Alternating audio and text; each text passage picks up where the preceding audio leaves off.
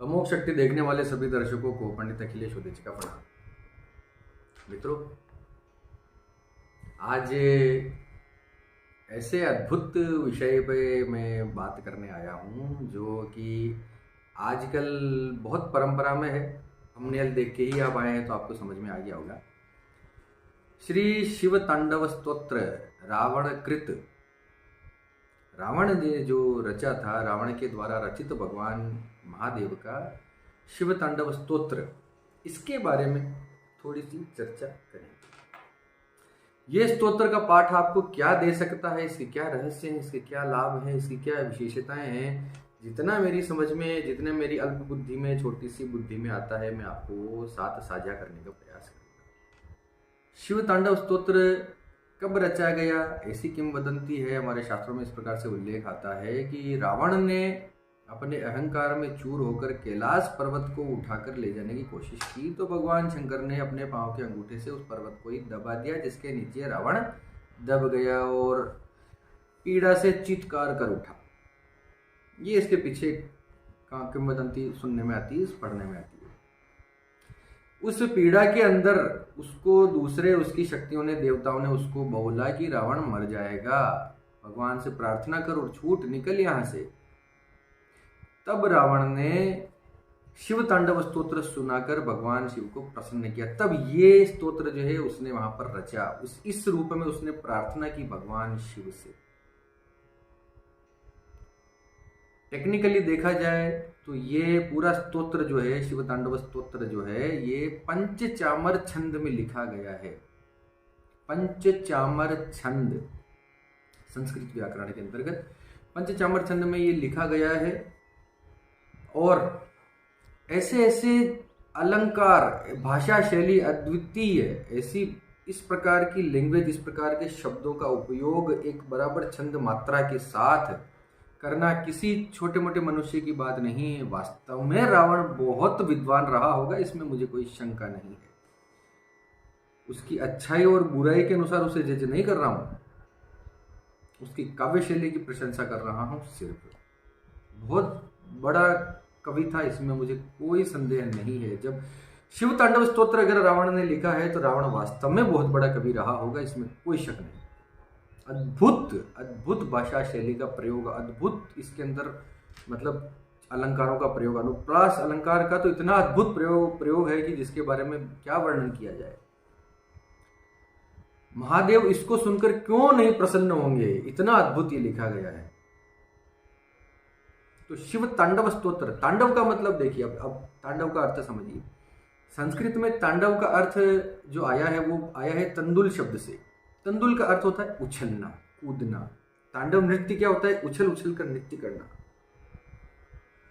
जो भगवान के उग्र रूप को, उसके रौद्र रूप की पहचान है तांडव। वो एक नृत्य की शैली है ना, तांडव शैली, तो भगवान का प्रिय है उछलते हुए नृत्य करना। तो ये जो पंचचामर छंद है, ये आप अगर सुनेंगे तो पंचचामर छंद भी बिल्कुल उस तांडव शैली के ही पास में मिलता हुआ प्रतीत होता है। जटाटवी गलत चल प्रवाह पावित स्थले गले वलंबे लंबितांबुजंग तुंग मालिका डमट डमट डमट डमन निनाद वड्डमर वयम चकार चंड तांडवम तनोतु नः शिवः शिवम्। इस प्रकार से इसकी जो भाषा शैली है वो पूरे तांडव नृत्य से ही मिलती जुलती है। तो इसका नाम इस वजह से तांडव स्तोत्र रखा गया। तंदुल शब्द से मिलकर बना है, तंदुल शब्द से प्रेरित शब्द है तांडव, उछलना। देखिए, तांडव स्तोत्र का पाठ कब किया जाता है, इसके बारे में कई सारी बातें हैं। मैं सिर्फ वही बात करूंगा जो स्वयं इस स्तोत्र में रची गई हैं, जो इस स्तोत्र में कही गई हैं, वही बात करूंगा। उसी के आधार पर हम ये समझने का प्रयास करेंगे कि शिव तांडव स्तोत्र इतना महान क्यों है।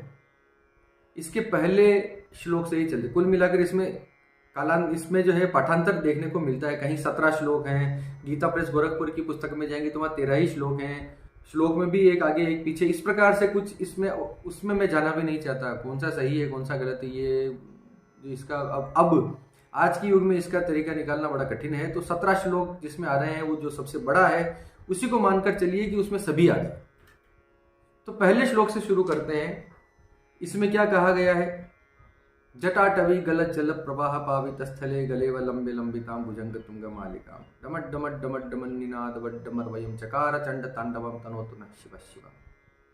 अर्थात जिन शिवजी ने जटाओं के रूप में जटा रूपी वन से निकलती हुई गंगा जी के द्वारा पवित्र हुए अपने गले में नाग की माला को धारण कर रखा है और अपने डमरू से जिन्होंने डम डम शब्द का उच्चारण करते हुए तांडव का नृत्य किया, ऐसे शिवजी को मेरा नमस्कार है। ऐसे शिवजी हमारे कल्याण का विस्तार करें।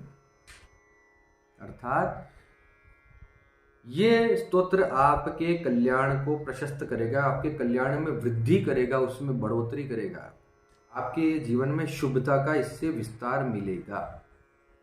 फिर आता है जटाकटाह संभ्रम ब्रह्मण्य लिंप निर्जरी विलोल वीचि वल्लरी विराजमान मूर्धनि धगत धगत धगत ज्वलल्लाट पट्टपावके किशोर चंद्रशेखरे रति प्रतिक्षणम मम। ये मेरा फेवरेट है, ये मुझे अच्छा लगता है, मुझे पसंद है, इसका अर्थ भी मुझे पसंद है। सुनिए, मैं अर्थ जो है मैं देख देख के बता देता हूँ। मेरे सामने पुस्तक रखी है, जितना मुझे याद है उतना मैं बोलूँगा, जितना याद नहीं वो पुस्तक में देख के आपको बता दूंगा। लेकिन मेरा पसंदीदा मुझे बहुत अच्छा लगता है। सुनिए, इसका अर्थ सुनिए। जिनका मस्तक जटा रूपी कड़ाह में वेग से घूमती हुई गंगा की चंचल तरंग लताओं से सुशोभित हो रहा है, ललाट की अग्नि धक धक जल रही है, सिर पर बाल चंद्रमा विराजमान है, उन भगवान शिव में मेरा निरंतर अनुराग हो, उन भगवान शिव में मेरी प्रीति हो, मेरी भक्ति उनमें और बढ़े। यानी इस स्तोत्र का पाठ करने से भगवान शिव में आपका अनुराग, आपकी भक्ति और प्रबल होगी। जो भी ये पाठ करता है, भगवान शिव के प्रति उसकी आस्था और ज्यादा बढ़ जाती है। इस जीवन में सफल होने के लिए क्या चाहिए? आपका इष्ट प्रबल होना चाहिए। तो अपने इष्ट को, अपने महादेव रूपी इष्ट को प्रबल करने के लिए अद्भुत पाठ है, करना ही चाहिए। धरा धरेंद्र नंदिनी विलास बंधु बंधु रसपुर दिगंत संतति प्रमोद मान मानसे कृपा कटाक्ष धोरणी निरुद्ध दुर्धरापदी क्वचित दिगंबरे मनो विनोद में तो वस्तुनि। अर्थात गिरिराज किशोरी पार्वती के विलास कालोपयोगी शिरोभूषण से समस्त दिशाओं को प्रकाशित होते देख जिनका मन आनंदित हो रहा है, जिन माता पार्वती को देखकर भगवान शिव का मन आनंदित हो रहा है, जिनकी निरंतर कृपा दृष्टि से कठिन आपत्ति का भी निवारण हो जाता है, जिनकी सिर्फ कृपा दृष्टि से जो देख ले आपकी तरफ, आप पे कृपा करना और ये सब तो दूर की बात है, भगवान शिव की सिर्फ दृष्टि आपके ऊपर पड़ जाए, इससे ही आपका कल्याण, आपके ऊपर कृपा का भंडारा खुल जाता है आपके लिए। समस्त आपत्तियों का निवारण हो जाता है जिनके देखने मात्र से। ऐसे इस दिगंबर तत्व में मेरा मन विनोद करे, यानी मेरा मन इसमें रम जाए, मेरा मन इसमें प्रसन्न रहे। दिगंबर तत्व में, दिगंबर यानी बिना कपड़ों के, दिशाएं ही जिसका अंबर हो, दिशाएं ही जिसके वस्त्र हों। आज का वीडियो हो सकता है सबके लिए नहीं हो, लेकिन तत्व की जो चाह रखते हैं उनके लिए बहुत उपयोगी वीडियो ये बनने जा रहा है। कृपया बने रहिए। अगला श्लोक लेते हैं। जटा भुजंग पिंगल स्फुरत प्रणामणि प्रभा कदम्ब कुंकुम द्रव प्रलिप्त दिग्वधु मुखे मदांत सिंधुर स्फुरत वगत्तरीय मेदुरे मनो विनोद मद्भुतम विभर्तु भूत भर्तरी। यानी अब इस तीसरे श्लोक का अर्थ ये है कि आपको ये पाठ करने से आपकी समस्त विपत्तियों का, समस्त आपत्तियों का, समस्त आपदाओं का, समस्त संकटों का निवारण भी हो जाएगा निरंतर इसका पाठ करने से। हर श्लोक में एक एक फायदा लिखा हुआ है, वो मैं आपको हर श्लोक के साथ बताता जा रहा हूँ। इस पूरा पाठ करने से कितने लाभ होंगे आप सोचिए। जटा भुजंग पिंगल स्फुरत फणा मणिप्रभा कदम्ब कुंकुम द्रव प्रलिप्त दिग्वधूमुखे मदांध सिंधु रसपुरत वगुत्तरीय मेदुरे मनो विनोद मद्भुतम विभर्तु भूत भर्तरी। अर्थात जिनके जटाजूटवर्ती भुजंगों के फणों की मणियों का फैलता हुआ पिंगल प्रभा पुंज दिशा रूपणी अंगनाओं के मुख पर कुमकुम राग का अनुलेप कर रहा है, मतवाले हाथी के हिलते हुए चमड़े का उत्तरीय वस्त्र धारण करने से स्निग्ध वर्ण हुए उन भूतनाथ में मेरा चित्त अद्भुत विनोद करे।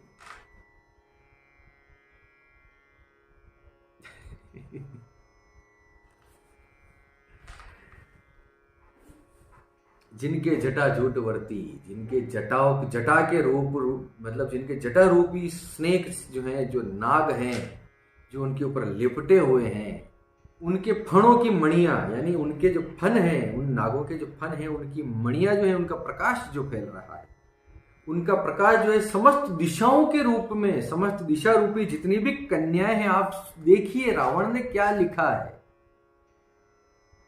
उनकी जटाओं के रूप की जटा रूपी जो सांप हैं, जो नाग हैं, उनके ऊपर जो मणियां हैं, मणियां कौन सी, जो गंगा की धारा जो बहती है, उनके केश पे जो टिक जाती है जो बूंदें हैं, उनकी जो वो मणियां हैं, उनसे जो चमक पैदा होती है, उनसे जो दिशा रूपी चारों जो दिशाएं हैं, ये दिशा रूपी कन्याओं के अंग चमक रहे हैं। वो रोशनी उन चारों दिशाओं में इस प्रकार से पड़ रही है कि चारों दिशाओं रूपी कन्याएं जो हैं वो चमक रही हैं उस प्रकाश से, उस रोशनी से। कहाँ जाते हैं कवि की कल्पना, आप देखिए। भगवान शिव क्यों नहीं प्रसन्न होंगे, इतनी सुंदर भाषा में लिखा हुआ है। मत वाले हाथी के चर्म से जो उन्होंने अपने ऊपर जो उत्तरीय पहन रखा है, उत्तरीय यानी ऊपर का वस्त्र उत्तरीय, जैसे ये जो है उत्तरीय है, एक्स्ट्रा ऊपर जो दुपट्टा वगैरह डाला जाता है, ऐसे भूतनाथ में मेरी वृत्ति जो है उसमें खूब विनोद करे, यानी मेरा मन खूब लगे, यानी भगवान की भक्ति में आपका पूरा मन लगेगा शिव तांडव स्तोत्र का पाठ करने से। कभी कभी हमारे साथ होता है, हम बहुत पूजा पाठ करते हैं और उसका हमें ठीक ठीक फल नहीं मिलता, परिणाम नहीं मिलता, तो ऐसी स्थितियां पैदा हो जाती हैं कई बार कि हमें लगता है कि छोड़ो यार, ये सब कुछ जो है बेकार है, सब पूजा पाठ करने में कुछ भी नहीं धरा। ऐसी स्थिति में आपको जब पीछे खींचा जाता है प्रकृति के द्वारा, तो आपको पीछे नहीं लौटना है। शिव तांडव स्तोत्र का पाठ कीजिए, इससे आपकी भक्ति कभी कम नहीं पड़ेगी। भक्ति कम नहीं पड़ी तो आपका इष्ट मजबूत होगा, तो ईश्वर का भी आपके ऊपर विश्वास बनेगा कि नहीं, ये मेरा पक्का भक्त है, इसको निराश नहीं लौटाना है। इसलिए भक्ति महत्वपूर्ण है, इसलिए शिव तांडव स्तोत्र इतना महत्वपूर्ण पाठ है। सहस्त्र लोचन प्रवृत्ति शेष लेख शेखर प्रसून धूलि धोरणी विधूसरांग पीठ भू भुजंग राज मालया निबद्ध जाट जूट कह शिय चिराय जायताम चकोर बंधु शेखर। अर्थात जिनकी चरण पादुकाएं इंद्र आदि समस्त देवताओं के मस्तकवर्ती कुसुमों की धूलि से धूसरित हो रही हैं, नागराज के हार से बंधी हुई जटा वाले वे भगवान चंद्रशेखर मेरे लिए चिरस्थायिनी संपत्ति के साधक हों। यानी जिनकी चरण पादुकाएं, जिनके पांव की चप्पलें या जूते जो महादेव जो पहनते हैं, जिनकी चरण पादुकाएं, जिनके पांव की चरण पादुकाएं इंद्र जैसे सभी देवताओं के मस्तक, जिसकी धूल इंद्र आदि देवताओं के मस्तक पर लगी हुई, यानी इंद्र जैसे देवता भी जिनके चरणों की धूल को अपने मस्तक पर लेके घूम रहे हैं। सृष्टि के समस्त बड़े बड़े देवी देवता जो जिनकी चरणों की धूल को अपने मस्तक पर लेके घूम रहे हैं, ऐसे भगवान शिव। इन्होंने नागराज को अपनी जटा से बांध रखा है, ऐसे भगवान शिव मेरे लिए चिरस्थायी संपत्ति के साधक हों। यानी ऐसे भगवान शिव मेरी संपत्ति को हमेशा के लिए बना के रखें, चिरस्थायी करके रखें मेरे लिए। यानी इस श्लोक का अर्थ ये हुआ कि इसका पाठ करने से आपकी संपत्ति भी हमेशा के लिए बनी रहेगी। जो संपत्ति आपने कमाई है बरकत के लिए। अब मैं एक अलग से वीडियो भी बना सकता था इसके ऊपर कि अगर आपको चिरस्थायी संपत्ति चाहिए, घर में बरकत चाहिए, तो भगवान शिव के लिए शिव तांडव स्तोत्र का पाठ आप कीजिए। यानी इसका पाठ करने से आपके घर में बरकत बनी रहेगी, जो पैसा आप कमाते हैं वो टिकेगा, आपकी संपत्ति हमेशा के लिए स्थायी रूप में आपके घर में निवास करेगी। ललाट चत्वर ज्वल धनंजया स्फुलिंग भा निपीत पंचसायकम नमन निलिंप नायकम सुधा मयूख लेखया विराजमान शेखरम महाकपाली संपदे शिरो जटालमस्तुनः। छठा श्लोक। जिसने ललाट वेदी पर प्रज्वलित हुई अग्नि के स्फुलिंगों के तेज से कामदेव को नष्ट कर डाला था, जिसे इंद्र नमस्कार किया करते हैं, सुधाकर की कला से सुशोभित मुकुट वाला वह महादेव, उन्नत विशाल ललाट वाला जटिल मस्तक हमारी संपत्ति का साधक हो। यानी सीधा सीधा इसका सिंपल सा अर्थ समझ लीजिए कि जिसने कामदेव को नष्ट कर दिया था, जिसने मोह रूपी काम को नष्ट कर दिया था, ऐसे भगवान शिव, जिसको इंद्र भी देवता जिसको पूजते हैं, ऐसे भगवान शिव मेरी संपत्ति की रक्षा करें। वही अर्थ है। आपकी संपत्ति की रक्षा में भी ये स्तोत्र अत्यंत सहायक सिद्ध होगा।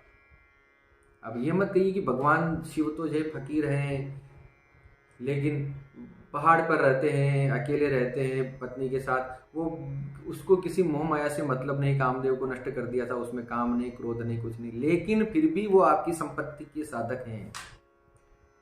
लेकिन सारी संपत्तियां देने वाले वे हैं। असल में आपके क्रोध मोह जितने भी षड विकार है वो सब शिव को दे दीजिए। शिव जहर पीने वाले हैं, जहर पीने का काम उनका है, देने का काम उनका है। आपको सारी आपको सिद्धियां, सारे जो है संपत्तियां देने वाले भगवान शिव है। कराल भाल पट्टिका धगत धगत धगत ज्वलल धनंजया कृत प्रचंड पंच सायके धरा धरेन्द्र नंदिनी कुचाग्र चित्र पत्रक प्रकल्प नैक शिल्पिनी त्रिलोचने रतिर्मम। अर्थात जिन्होंने अपने विकराल भाल पट्ट पर थक थक जलती हुई अग्नि में प्रचंड कामदेव को हवन कर दिया था, गिरिराज किशोरी के स्तनों पर पत्र भंग रचना करने के एकमात्र कारीगर उन भगवान त्रिलोचन में मेरी धारणा लगी रहे। बहुत बड़े अर्थ हैं इस श्लोक के।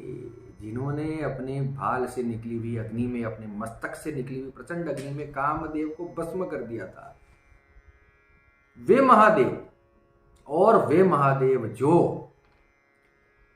माता पार्वती के प्रेम में निरंतर विचरण करते हैं, उनके अनुराग में हैं। यानी एक तरफ तो जिन्होंने कामदेव को भस्म कर दिया, दूसरी तरफ जो पार्वती के साथ अपने प्रेम में निरत हैं। क्या अर्थ हुआ?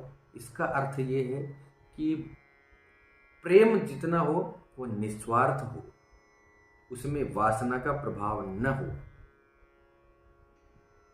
प्रेम ऐसे इस प्रकार से किया जाए जिसमें मोह का भाव ना रहे। मोह आपके दुखों का कारण बनेगा, ये भगवान शिव समझाना चाहते हैं।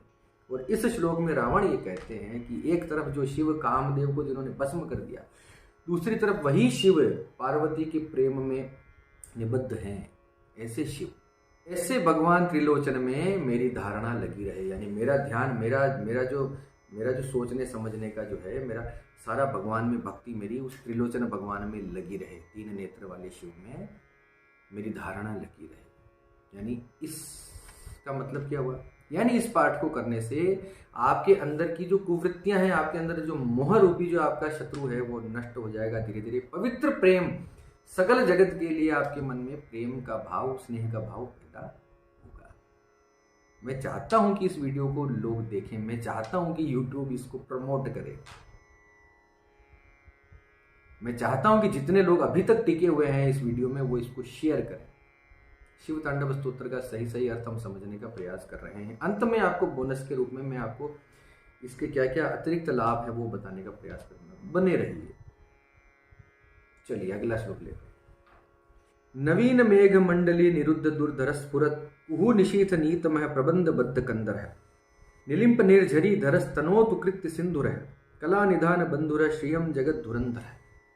8वां श्लोक है। अर्थात जिनके कंठ में नवीन मेघ माला से घिरी हुई अमावस्या की आधी रात के समय फैलते हुए दुरूह अंधकार के समान श्यामता अंकित है, जो गज चर्म लपेटे हुए हैं, वे संसार भार को धारण करने वाले चंद्रमा से मनोहर कांति वाले भगवान गंगाधर मेरी संपत्ति का विस्तार करें।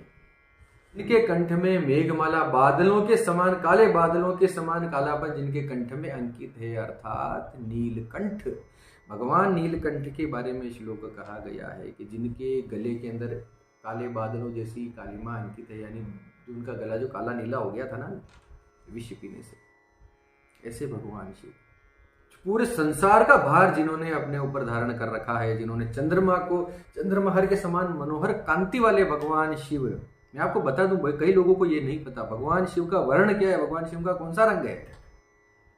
भगवान शिव जो है काले रंग के नहीं है, भगवान शिव गौर वर्ण है, गोरे रंग के हैं। किसके समान? कपूर के समान। कर्पूर गौरम करुणावतारम संसार सारम भुजगेंद्र हारम सदा वसंतम हृदयारविंदे बम भवानी सहितम नमामि।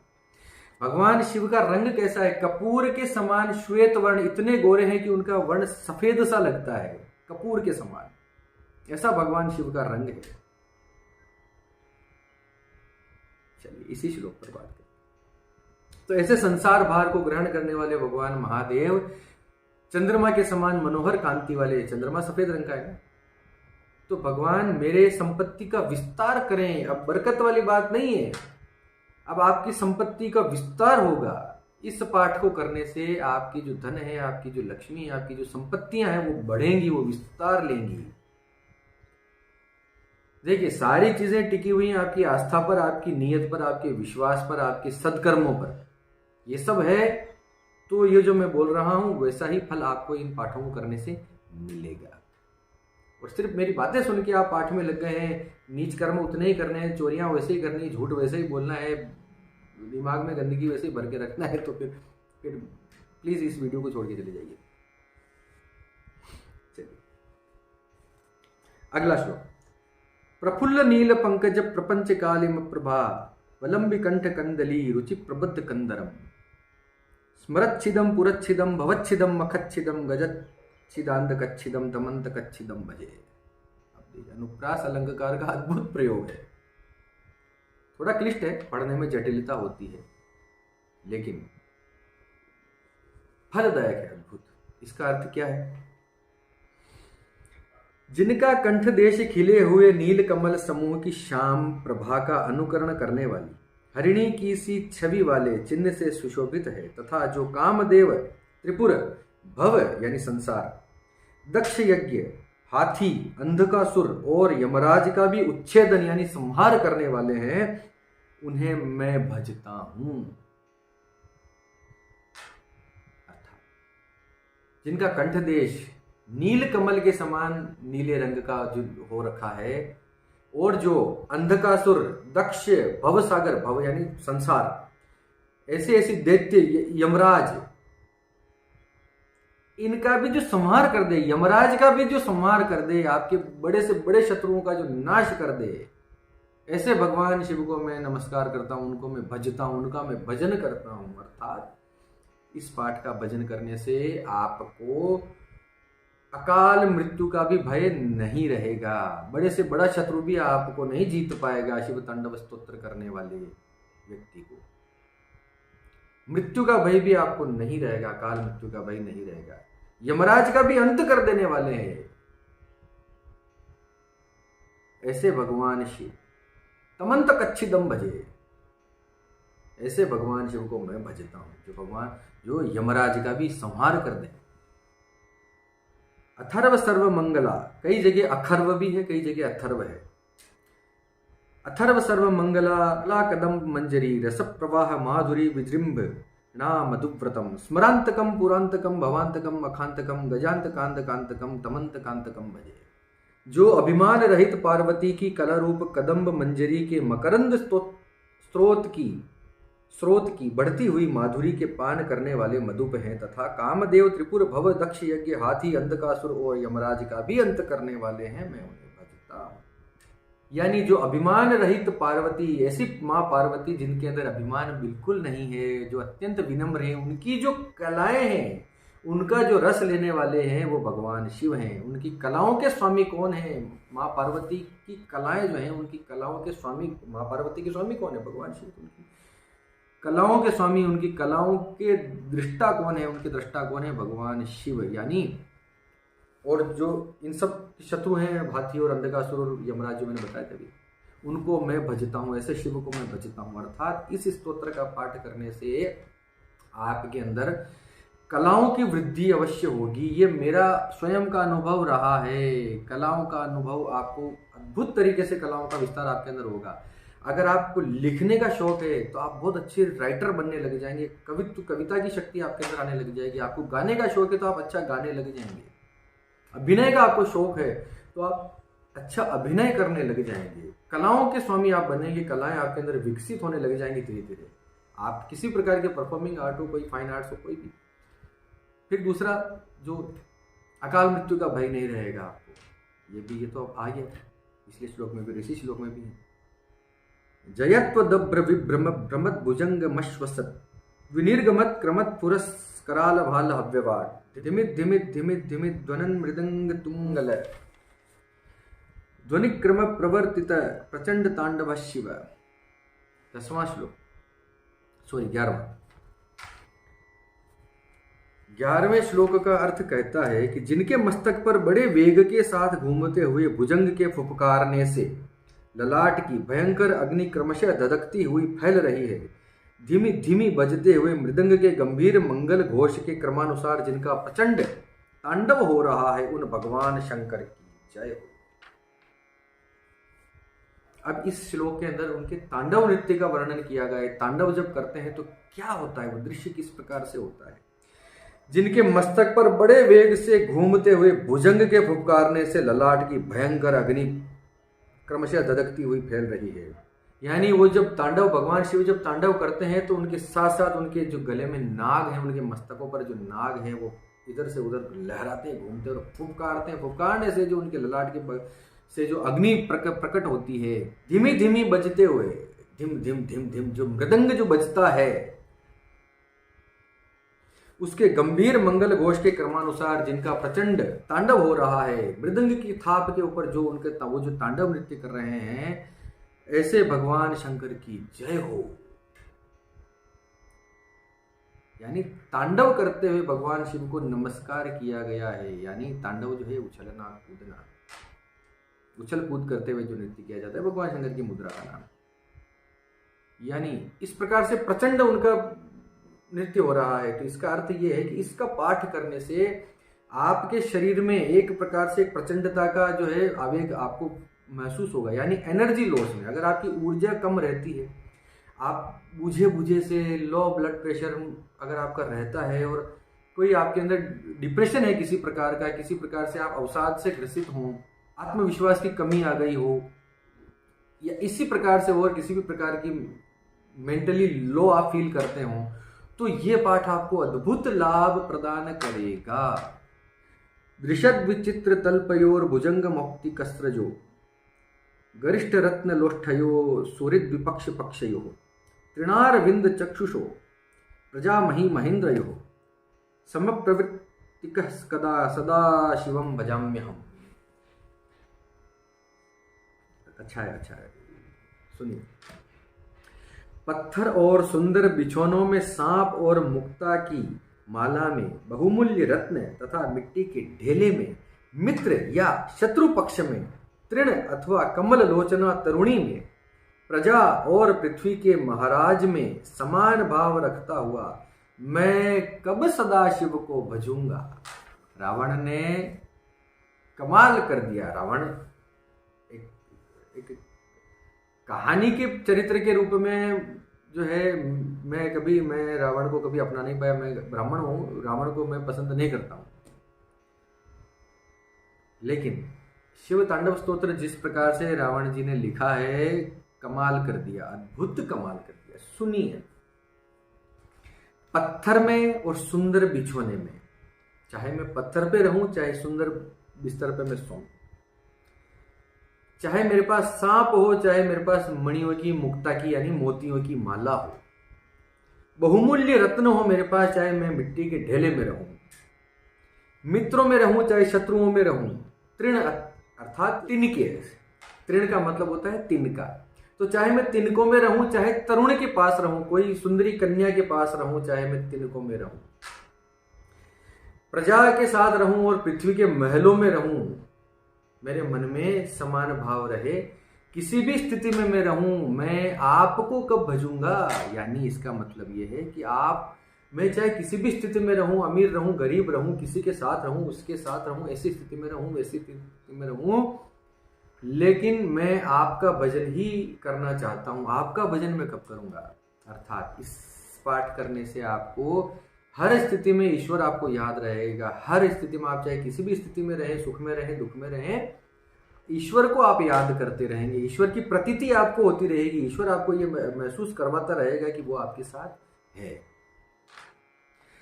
कदा निलिंप निर्झरी निकुंज कोटरे वसन विमुक्त दुर्मति सदा शिरः स्तंजलिम वहन विलोल लोल लोचनो ललाम भाल लग्न कह शिवेति मंत्र मुच्चरन कदा सुखी भवाम्य हम।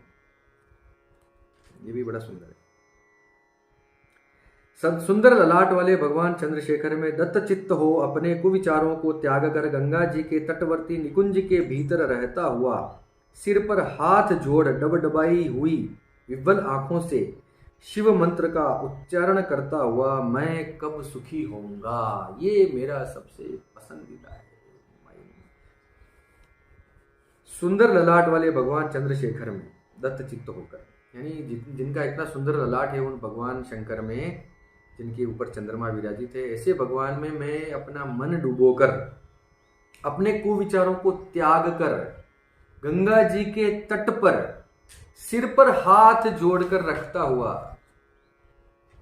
इस प्रकार से हाथ जोड़कर रखता हुआ विव्वल आंखों से अब मैं भगवान की प्रतीक्षा करता हुआ, इतनी बेचैन आंखों से, इतनी डबडबाई अश्रुपूरित आंखों में नेत्र भरा, आंखों में सॉरी जल भरा हुआ हो, आंखों में आंसू भरे हुए, आंसू भरे या नेत्रों से मैं भगवान शिव को मंत्र का उच्चारण करता हुआ मैं कब सुखी होऊंगा, इस प्रकार से मैं परमात्मा को, भगवान शिव को याद करता हूँ। ऐसा स्थिति मेरे साथ कब होगी कि भगवान शिव का मैं नाम लूँ, गंगा जी का तट हो, हाथ मस्तक तक जुड़े हुए हों, आंखों में आंसू हो, भगवान शिव को मैं याद कर रहा हूँ, ऐसे मेरे दिन कब आएंगे। इस प्रकार की भक्ति का लेख अगर आप रोज पढ़ेंगे तो क्या आप में भक्ति का आविर्भाव नहीं होगा? भगवान शिव के प्रति भक्ति आपकी नहीं उमड़ेगी? भगवान शिव आपसे प्रसन्न नहीं होंगे? ऐसा कैसे हो सकता है? भगवान की अचल भक्ति प्राप्ति का अद्भुत साधन है ये शिव तांडव स्तोत्र, इस श्लोक ने समझा दिया। इमं हि नित्यमेव मुक्त मुक्त मोत्तमं स्तमं पठन स्मरण ब्रुवन् नरो विशुद्धमेति संततम हरे गुरौ सुभक्तिमाशु याति नान्यथा गतिम विमोहनम ही देहिनाम सुशंकरस्य चिंतनम। अब जो है ये जो अंतिम 2 श्लोक हैं ये इसके फलश्रुति है, ये इसके पाठ का लाभ इसमें बताए गए हैं। इतने टाइम से मैं आपको सारे लाभ ही बता रहा हूँ श्लोक का, लेकिन इन 2 श्लोकों में मुख्य रूप से इसकी फलश्रुति भी रावण ने स्वयं कह दी है, जो तो कोई टाल नहीं सकता, ये तो होकर रहेगा। क्या अर्थ है सुनिए। जो मनुष्य इस प्रकार से उक्त इस उत्तमोत्तम यानी उत्तम से भी उत्तम स्तोत्र का नित्य पाठ स्मरण और वर्णन करता रहता है वह सदा शुद्ध रहता है और शीघ्र ही सुरगुरु श्री शंकर जी की अच्छी भक्ति प्राप्त कर लेता है। वह विरुद्ध गति को नहीं प्राप्त होगा, क्योंकि श्री शिव जी का अच्छी प्रकार का चिंतन प्राणी वर्ग के मोह का नाश करने वाला है। अर्थात जो व्यक्ति इस महान, इस सर्वश्रेष्ठ उत्तमों से भी उत्तम स्तोत्र का पाठ करे, उसका मन में चिंतन करे या उसका वर्णन करे, जो भी मैं कर रहा हूं, वो कभी भी कुबुद्धि को प्राप्त नहीं होगा। उसकी बुद्धि हमेशा शुद्ध रहेगी, उसके मोह का हमेशा नाश होकर रहेगा। भगवान शंकर उसकी बुद्धि को हमेशा सद्कार्यों में प्रेरित रखेंगे। इस जीवन में सफल होने के लिए आपकी सद्बुद्धि का होना बहुत आवश्यक है। सब देखिए, उत्तम मनुष्य जो है, उत्तम मनुष्य हमेशा सम्मान की इच्छा करता है। मध्यम मनुष्य जो है धन और सम्मान दोनों की इच्छा करता है, और जो अधम मनुष्य है, जो नीच मनुष्य है, वो हमेशा धन की इच्छा करते हैं। ये स्तोत्र आपको उत्तमता की ओर लेकर जाएगा, आपको सम्मान दिलाएगा, आपको यश दिलाएगा। भगवान शंकर आपके कर्मों का लेखा जोखा रखेंगे, आपको सद्बुद्धि में, सद्मार्ग में प्रेरित करेंगे। ऐसा रावण जी ने ये कहा, लिखा हुआ है। प्राणी मात्र के मोह का नाश हो जाता है इस पाठ के करने से, यानी आपके अंदर जो मोह है वो खत्म हो जाएगा, वो समाप्त हो जाएगा। अब आपको लगेगा कि देखिए भौतिक युग है, मोह का नाश हो जाएगा तो फिर मैं तो फकीर हो जाऊंगा, मैं तो बाबा हो जाऊंगा, तो फिर फायदा क्या है यहाँ रहने का। मोह का मतलब ये नहीं है कि आप अपने बच्चों से अलग हो जाए, आप अपनी पत्नी से अलग हो जाए, संसार से अलग हो जाए, नहीं। भगवान शिव भी तो गृहस्थ का पालन करते हैं। पार्वती है, भगवान गणेश हैं, कार्तिकेय हैं, नंदी है, परिवार है पूरा। अपने आप की बुद्धि इस प्रकार से संसार में रहते हुए उससे अलग रहे कि आपको कोई चीज प्रभावित ना कर सके, कोई इमोशन आपको प्रभावित ना कर सके। अकेले में मेला, मेले में अकेला, सुख में दुख, सुख में बहुत ज्यादा खुश नहीं होना, दुख में बहुत ज्यादा दुखी नहीं होना, ये प्रेरणा इस स्तोत्र को पढ़ने से आपको मिलेगी। इतना बहुत है आगे बढ़ने के लिए, सुखी रहने के लिए। अंतिम श्लोक, पूजावसान समये दशवक्त्र गीतम यह शंभु पूजन परम पठति प्रदोषे तस्य स्थिरां रथ गजेंद्र तुरंग युक्तां लक्ष्मीं सदैव सुमुखीं प्रददाति शंभु। छंद अलग है इसमें। अब मुझसे कई लोग पूछते हैं कि शिव तांडव स्तोत्र को पढ़ने का सही समय कौन सा है। सुबह पढ़ें, दिन में पढ़ें, रात में पढ़ें, शाम को पढ़ें।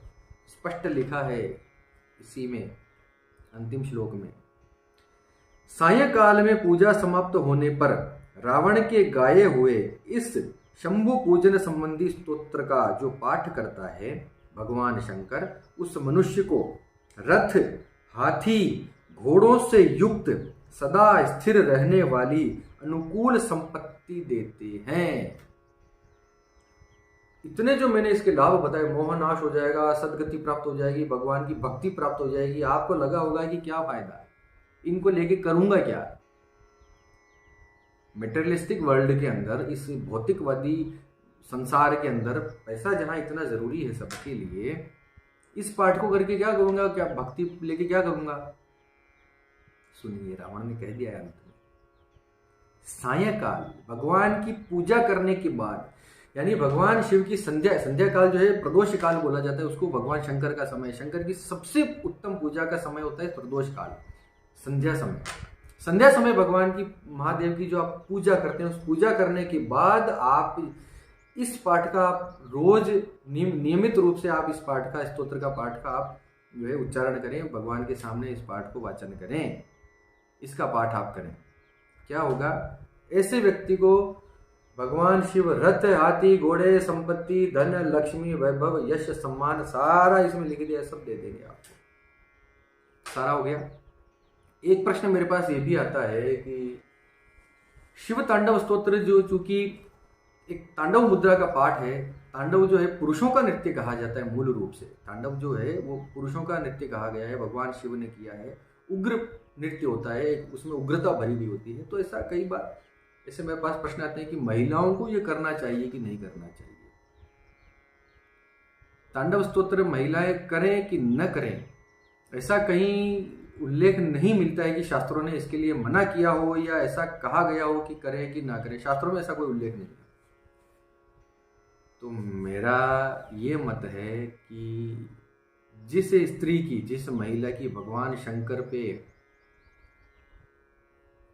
महाप्रगाढ़ आस्था हो, महाभयंकर जिसकी आस्था हो, जिसने अपने जीवन में किसी और को सोच समझ ही नहीं रखा, गणेश जी के, राम जी के मंदिर में जाएगी तो भी महादेव की आरती बोलेगी, जो भी उसको महादेव याद आएंगे, ऐसी कोई महिला हो तो उसको शिव तांडव स्तोत्र का पाठ करने में कोई परेशानी नहीं है। ये मेरी तरफ से खुली छूट है, कर सकती है।